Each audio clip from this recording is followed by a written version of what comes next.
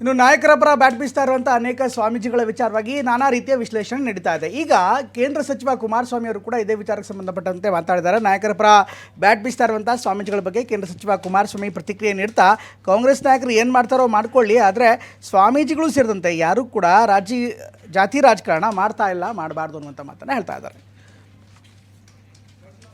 ನಮ್ಮ ಅಭಿಪ್ರಾಯ, ಇವತ್ತು ಸ್ವಾಮೀಜಿಯವರು ಒಕ್ಕಲಿಗ ಸ್ವಾಮೀಜಿ ಇರ್ಬೋದು, ಕೂರ್ಮ ಸಮಾಜದ ಸ್ವಾಮೀಜಿಗಳಿರ್ಬೋದು, ಇನ್ನೂ ಹಲವಾರು ಸಮಾಜದ ಸ್ವಾಮಿಗಳಿರ್ಬೋದು, ಚರ್ಚೆ ಮಾಡಿರೋದು ಗಮನಿಸಿದ್ದೇನೆ.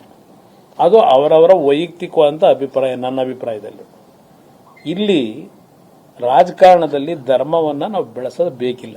ಧರ್ಮಾಧಿಕಾರಿಗಳಿಗೂ ನಾನು ಮಾತಾಡೋದು, ನಾವು 2 ಬಾರಿ ಬಿಜೆಪಿ ಜೊತೆ ಸರ್ಕಾರ ಮಾಡಿದೆ, ತಪ್ಪುಗಳು ನಮ್ಮಿಂದ ಆಗಿರ್ತವೆ.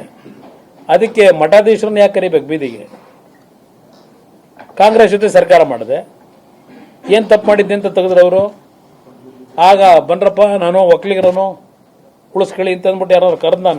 ನಾನು ಎಲ್ಲ ಸಮಾಜದ ಪರಮ ಪೂಜ್ಯ ಸ್ವಾಮೀಜಿಗಳಿಗೆ ಮನವಿ ಮಾಡೋದು, ರಾಜಕಾರಣ ಮಾಡತಕ್ಕಂಥವ್ರಿಗೆ ರಾಜಕೀಯ ಬಿಡಿ. ಧರ್ಮಾಧಿಕಾರಿಗಳು ಈ ವಿಷಯದಲ್ಲಿ ರಾಜಕಾರಣದಲ್ಲಿ ಯಾಕೆಂದರೆ ಧರ್ಮಾಧಿಕಾರಿಗಳಿಗೆ ಯಾವುದೇ ರೀತಿಯ ಜಾತಿಯ ವ್ಯಾಮೋಹ ಆಗಲಿ, ವ್ಯಕ್ತಿಗಳ ವ್ಯಾಮೋಹ ಆಗಲಿ ಇರಬಾರ್ದು.